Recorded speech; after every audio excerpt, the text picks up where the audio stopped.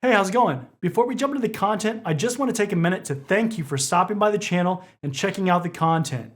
If you like this content and you want to support more content like it, then make sure to subscribe to the channel and like this video. You can also check out the YouTube membership program and cybertrainingpro.com, where I put practice exams and other things that I couldn't put on YouTube. Again, regardless of how you support the channel and my content, I couldn't be more appreciative. Thank you so much, and let's get into the content.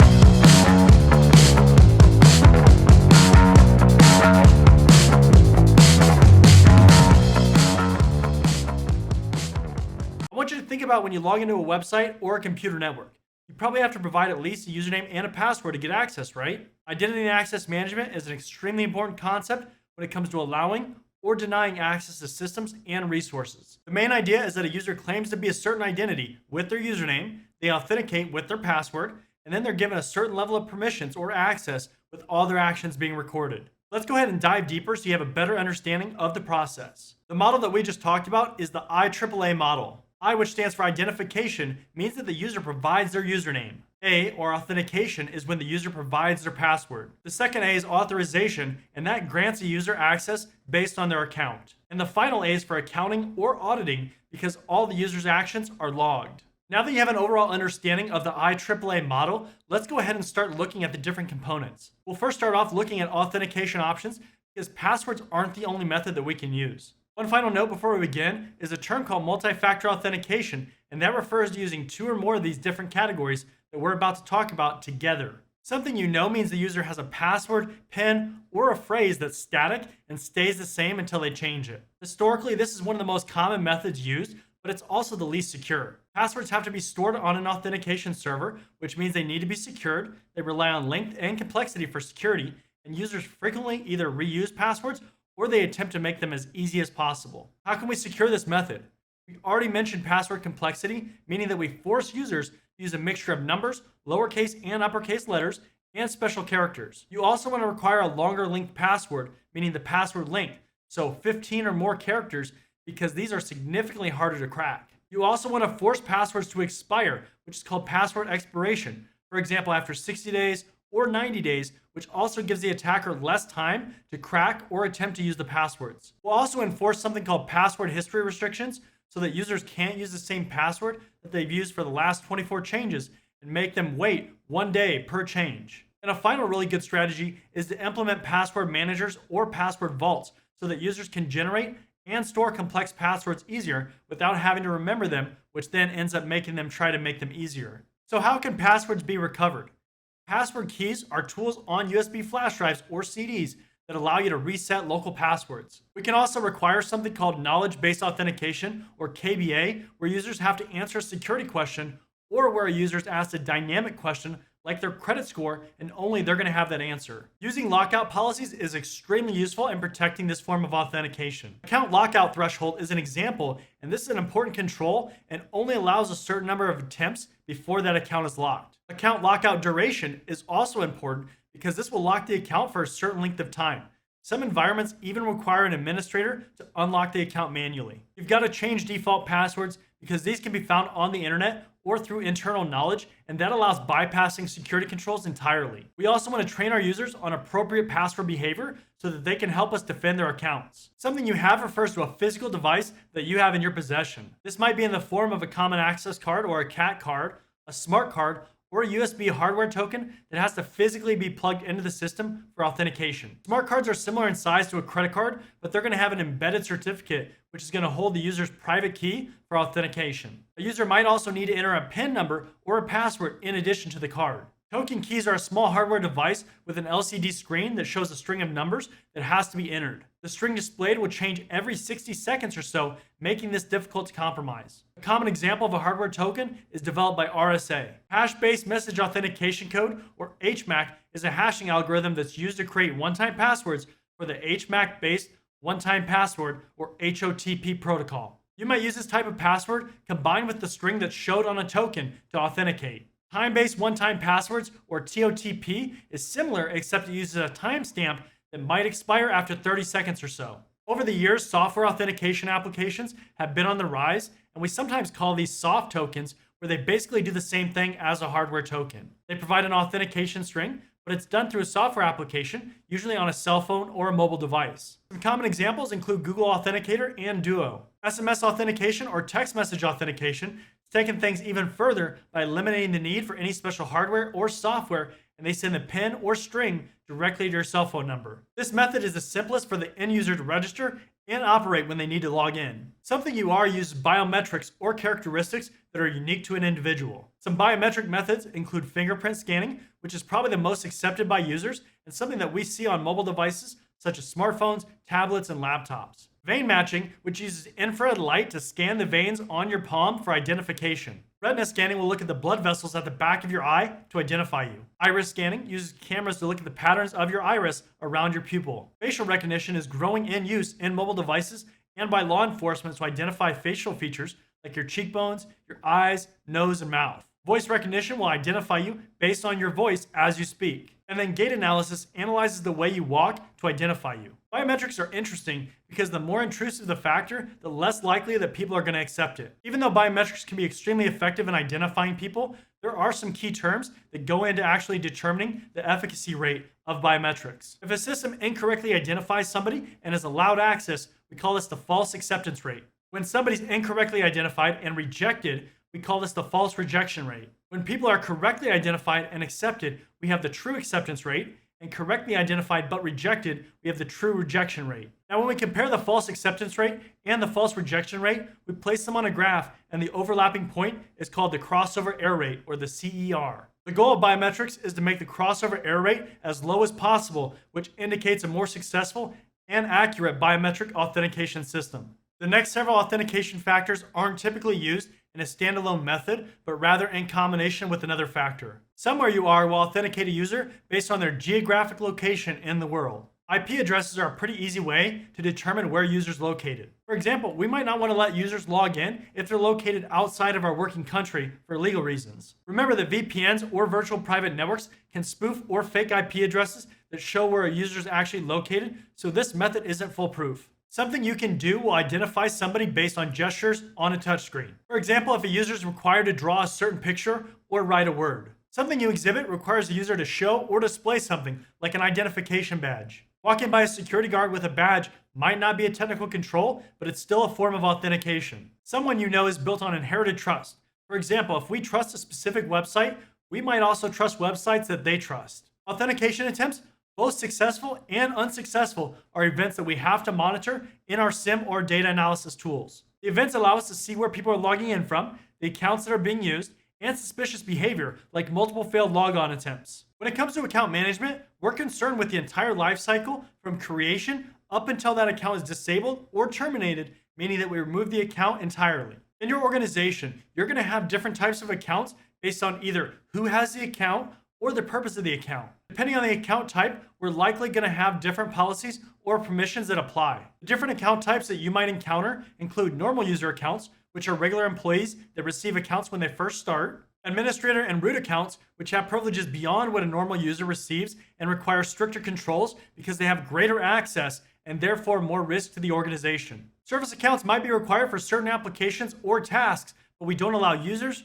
or administrators to log into these accounts. Device accounts aren't something that we log into, but for example, when we join a computer to an Active Directory domain, it's going to have its own unique name that includes a $sign and the host name. Third-party accounts are used when an external organization or application requires an account, like a monitoring tool. Guest accounts are something that Windows comes with by default, and they're intended to be given to somebody who needs limited access. Typically, we disable these accounts, and we should grant users specific accounts that are attributed directly to them. Shared accounts can be used in specific situations where it doesn't make sense to create a unique account for each user. These should rarely be used, if ever, because they create issues with auditing and tying accountability to a specific person. Privilege Access Management, or PAM, is a capability that allows us to apply stronger controls over accounts with elevated permissions. With PAM, the account requests privileges, and then the system temporarily grants those privileges to that account. After a set amount of time, the privileges are then removed. Using a system like this allows us to be more granular with the permissions that we grant users instead of providing blanket administrative privileges. One of the issues that you might see in a smaller company and that we've seen in the past is this idea of just giving users blanket administrative privileges because it's easier. Don't do that. Use a PAM solution. When we talk about credentials, there are some very specific best practices that you should consider implementing, and that's what we're going to talk about now. A common strategy to help protect administrator level accounts is to force users to have two separate accounts, a normal account and an administrator account. This allows us to be extremely strict on what administrator accounts can do, like preventing web browsing or email access. There's no reason that users should be performing everyday tasks on their administrator accounts because that poses significantly more risk. Shared accounts are almost never a good idea, and they go against the IAAA model, so the identification, authentication, authorization, and accounting model, because we have multiple people claiming to be the same user. If we have 3 different people that log into the same account, how can we attribute the actions to one person and not all of them? There are some ways outside of the scope of this course to identify a shared account, like forcing users to log into their own unique account first, and then being able to switch users. How does your organization handle disabling accounts? There should be a policy on both disabling factory default accounts as well as when people leave the organization. There's no reason to leave access enabled for somebody who's left the company. We might even disable user accounts if they go on leave of absence, but again, that depends on the company policy. Depending on your organization and the time the business is conducted, we might restrict the hours that users can actually log into the network. If our normal business hours are 8 a.m. to 5 p.m., do we have people that need to log in outside of those hours? What about on the weekend? Even if we don't use restrictions on the time of day that users can log in, we should monitor for account logins that are outside of the norm for the business, just in case anybody's doing something that's suspicious. It's important for us to perform account audits to make sure that users have the access that matches their job function. One of the most common things that can happen with account access is called privilege creep. For example, let's take a user Alice who started working at the company in accounting and then after a few years went to sales and then to marketing. If we never audited Alice's access, she might still have access to the financial systems like payroll. Typically, privilege creep can be mitigated by using a role-based access control model where users get privileges based on their job role in the company. That way, when Alice changes to sales, her accounting access is automatically removed and now she only has sales access. We also want to make sure that we centralize account management instead of creating accounts within individual applications. Believe it or not, this happens a lot with smaller companies, and as they grow, users might still have local user accounts, which can be extremely dangerous. You should perform access audits at least once per year as a minimum. One of the keys to authentication is making sure that the credentials that are being used, which is typically a username and password, aren't sending clear text, but instead they're encrypted. If an attacker can sit on the network with an analyzing tool like Wireshark and capture valid credentials, then the whole process is useless. Let's talk about some of the secure authentication services that we can use. Single sign-on, or SSO, allows the user to log in one time and then they'll be able to access all the resources instead of having to log in to several different systems. With SSO, users don't have to remember usernames and passwords for multiple systems, but the downside is that the attacker only has to get one set of credentials to access everything. We know that with single sign-on, we can use one set of credentials to access all internal resources. Federation is when we create a trust between different environments. A real-life example that you might see is when you visit a website that lets you log in with your Gmail account, even though the site isn't Gmail. We treat that user as one identity. Kerberos is an authentication system used within Windows Active Directory domains and some Unix environments that are called realms. The main idea is that Kerberos uses mutual authentication and tickets to accomplish authentication. Kerberos also uses symmetric key cryptography. The Kerberos process works like this.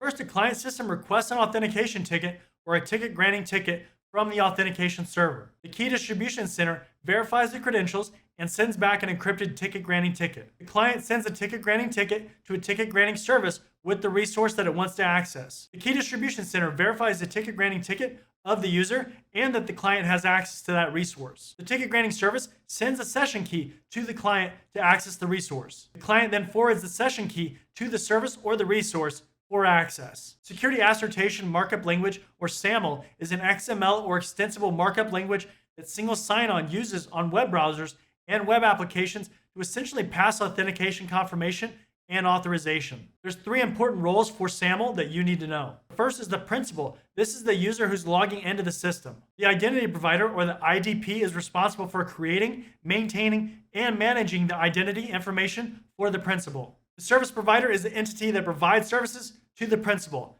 Now, the service provider and the identity provider could be the same. OAuth provides secure access to protected resources and is an open standard. OAuth focuses on authorization only per RFC 6749, and OAuth 2.0 is not backwards compatible with OAuth 1.0. OpenID is an authentication standard. OpenID Connection, or OIDC, is the next iteration of OpenID and uses OAuth 2.0 framework for authentication. OIDC uses JavaScript Object Notation, or JSON Web Tokens, JWT. At the core of access control, our objective is to make sure that we accurately identify users, systems, or services that are also known as subjects that are trying to access some resource or object like files or printers, and then either permit or deny the access. Access control schemes help us to simplify access policies through various techniques. We're now going to talk about the different access control schemes that exist. Role-based access control, or rollback, assigns various roles to a user which allows certain rights. A good example of rollback is if we use departments within an organization to access certain applications or files,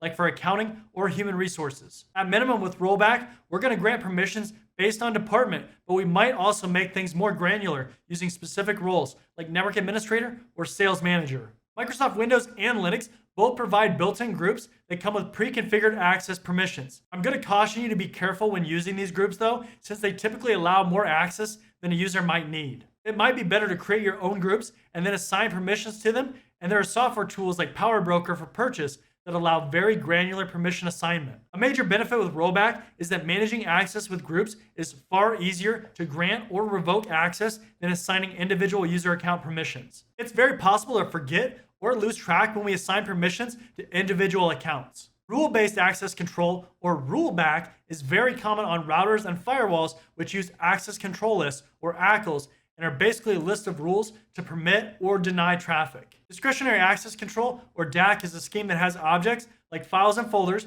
and an owner who can assign access to those objects. Think about Windows or Linux systems where you can create a file and then allow certain levels of permissions to that file as the owner. Permissions can include write, read and execute, modify, and full control. On every object or file in Microsoft Windows, you have discretionary access control lists, or DACLs, that are a full list of access rules. Access control entries, or ACEs, which are the individual rules for access.